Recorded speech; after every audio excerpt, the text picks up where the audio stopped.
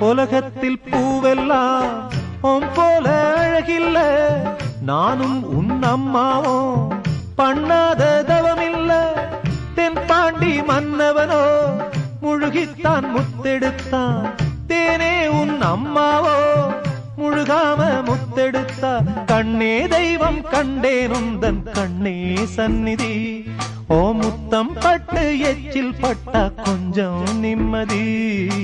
சின்ன சின்ன பூவே நீ கண்ணால் பாரு போதும், தொட்டு தொட்டு பேசு என் துன்பம் எல்லாம் தீரும்.